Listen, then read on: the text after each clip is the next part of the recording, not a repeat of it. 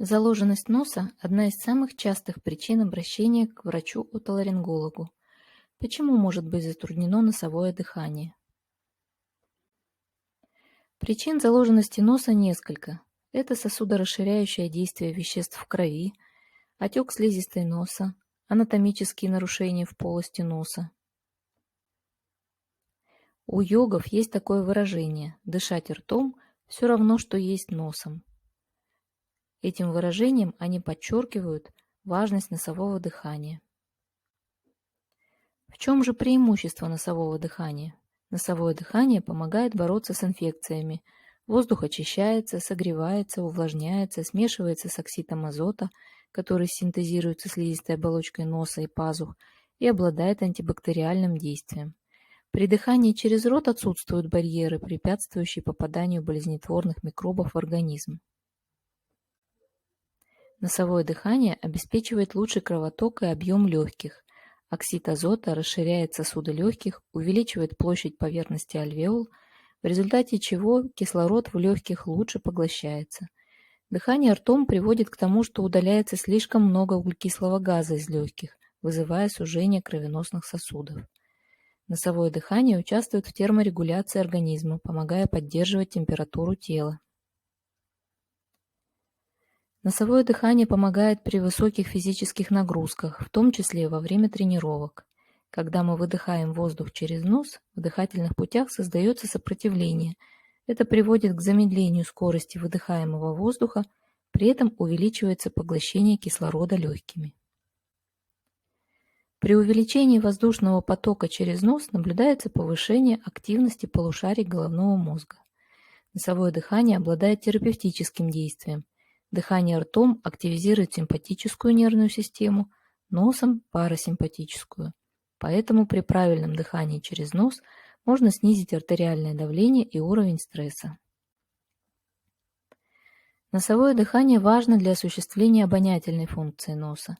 Обонятельная зона с сенсорными клетками расположена в верхнем носовом ходе. Для восприятия всего разнообразия вкусовых оттенков тоже необходимо участие обоняния, то есть носа. Препятствия на пути к обонятельной зоне для прохождения воздуха вызывают снижение этой функции. Носовое дыхание, правильное глотание и положение языка – залог гармоничного развития верхней и нижней челюсти, формирования красивого лицевого скелета, правильного прикуса, ровных зубов и хорошей осанки. Затруднение носового дыхания в ночное время является одной из главных причин храпа и обструктивного апноэ сна. При переходе к ротовому дыханию во время сна происходит западание корня языка, ослабевают мышцы глотки, что вызывает вибрацию мягких тканей глотки и носоглотки с возникновением низкочастотного дребезжащего звука. Таким образом, дыхание ртом может вызвать обезвоживание, храп, апноэ во сне, астму, хронические воспаления глотки, патологии развития лица, снижение количества кислорода, доставляемого в сердце, мозг и другие органы, кривые зубы, плохую осанку, плохие спортивные результаты, синдром дефицита внимания и гиперактивности. Казалось бы, все просто. Можно просто закапать капли в нос и дышать. Однако при использовании капель дольше 5-7 дней они вызывают обратный эффект – зависимость. Они обладают системным действием и могут вызвать спазм сосудов головы и сердца, учащенное сердцебиение и повышение артериального давления, а также обладают токсическим действием, например, нафазолин.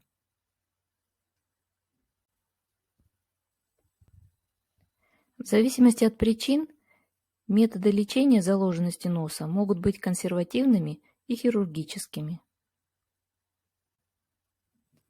Радиоволновое лечение при лор-заболеваниях является щадящей хирургической операцией, к преимуществам которой относятся возможность оперировать пациента без госпитализации, подместной анестезии, без потери трудоспособности. Воздействие радиоволн происходит без ожогов окружающей ткани, отсутствие риска кровотечений и короткий срок реабилитации, быстрое восстановление. Радиоволновая вазотомия нижних носовых раковин Используется при стойком затруднении носового дыхания, после длительного использования сосудосуживающих капель в нос, при таких заболеваниях, как хронический вазомоторный ринит, хронический гипертрофический ринит, храп и синдром обструктивного апноэ сна. Радиоволновая вазотомия нижних носовых раковин проводится в амбулаторных условиях под эффективным местным обезболиванием. Вмешательство длится около 30 минут. После анестезии слизистой оболочки в носовую раковину вводится электрод, и под воздействием радиоволны происходит уменьшение в объеме носовой раковины и увеличение просвета носовых ходов для воздуха. Пациент получает рекомендации и уходит домой или на работу.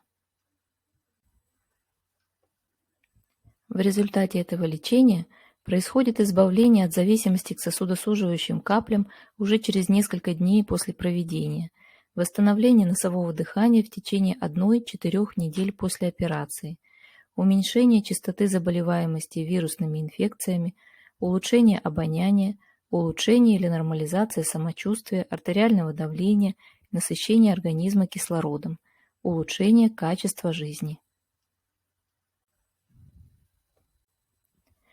Храп – это дрожание расслабленных тканей носоглотки и ротоглотки, которое возникает при наличии препятствий для прохождения воздуха.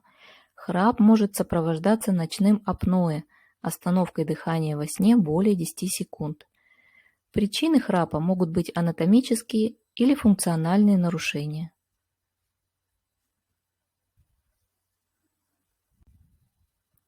Признаками наличия остановок дыхания во сне является то, что человек не высыпается, часто пробуждается ночью, жалуется на сухость во рту, скопление вязкой слизи в горле, а также головную боль и разбитость по утрам, раздражительность, сниженный фон настроения, никтурию, ухудшение памяти, нарушение потенции. У детей это гиперактивность и нарушение внимания. Храп – это проблема для окружающих и предвестник обструктивного апноэ сна. Последствия ночного апноэ – это недостаточность кислорода и риск инфарктов и инсультов, нарушений сердечного ритма, артериальной гипертензии. Каждая остановка дыхания сопровождается частичным или полным пробуждением мозга, что приводит к резкому ухудшению качества сна, бессоннице и неврозам. Нарушение секреции гормонов сытости и голода, лептина и грелина, а также гормонов соматотропина, инсулина, кортизола, ренина, тестостерона вызывает в итоге ожирение, ночную полиурию и снижение потенции. При храпе в первую очередь рекомендуется нормализовать вес, отказаться от приема снотворных препаратов и алкоголя на ночь, выработать привычку спать на боку, спать не менее 7 часов, а также применять гимнастику для укрепления мышц мягкого неба. С позиции врача-отоларинголога в первую очередь нужно подумать о нормализации носового дыхания и увеличении просвета глотки и укреплении мягкого неба, небной занавески. Производится пластика мягкого неба и уменьшение объема корня языка. Радиоволновая операция на мягком небе позволяет быстро и безболезненно уменьшить храп и проявление синдрома обструктивного апноэ сна. Эта операция проводится под местным обезболиванием. Вмешательство длится около 30 минут. После эффективного обезболивания производится редукция избыточных тканей мягкого неба и небного язычка. Производится точечное радиоволновое воздействие с целью укрепления мягкого неба. Пациент получает рекомендации и уходит домой. Эффективное местное обезболивание в послеоперационный период делает его комфортным и безболезненным, без потери трудоспособности. Заживление происходит в течение 5-7 дней.